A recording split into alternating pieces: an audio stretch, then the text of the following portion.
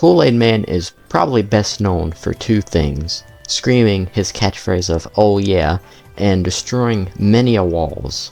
He also might be known for his little drink, but I mean, who cares about that? That's nothing. Destroying walls is much more interesting. So sadly in this video I won't be discussing how many walls he's broken or how much cost he has to pay to fix all these walls, but I will be discussing the history and evolution of Kool-Aid Man. So I think the only right way to begin something like this would be to discuss the creator of Kool-Aid.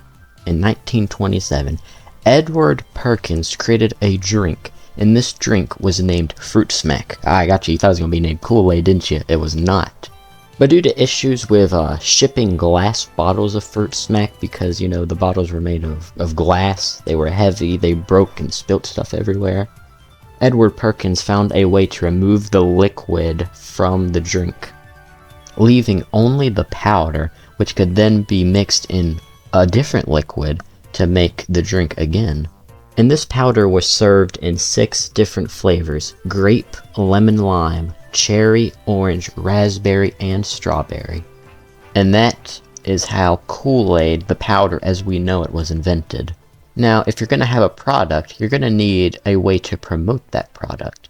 And one of the best ways to do this is with a mascot. So although Kool-Aid was invented in 1927, it wouldn't be until 1954 when a mascot was created for Kool-Aid. Now, the person who would create this mascot for Kool-Aid would be a man named Marvin Potts. Now, Marvin Potts got the inspiration for Kool-Aid Man by seeing his son draw a face on a frosted window, like probably everyone has done at least once in their life. So with this inspiration of a face on a frosted window, Marvin Potts came up with the design of a pitcher with a, like a face on it that looked like it was drawn by someone. And this would culminate into a being known as Pitcher Man.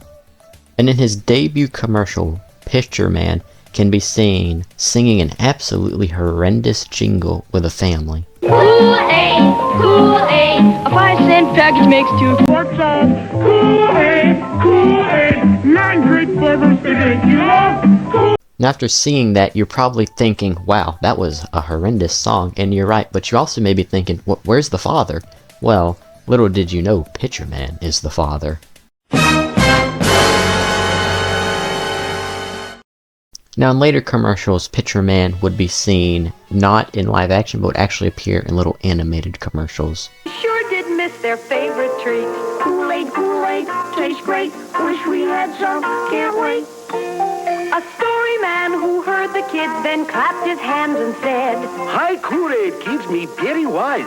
Stand by please for big surprise. Kool-Aid, Kool-Aid, so great. Once you tried it, no can wait." Wow, that was weirdly offensive. Alright, I guess it was just a different time back then. In 1971, Pitcher Man would grow arms and legs, and would evolve into Kool-Aid Man as we know him today. It was kind of like some weird, messed up Pokemon evolution. To go along with this updated look, Kool-Aid Man would get a new catchphrase of "oh yeah." And would also gain his act of breaking through a wall anytime, anywhere someone needed a drink. Now this is a weird tidbit of Kool-Aid Man lore. In the 80s, Kool-Aid Man had his own comic book series, which is something you probably never would have expected. Not only did he have a comic book, but he also had 2 video games made, which is, wow, was Kool-Aid Man really that popular?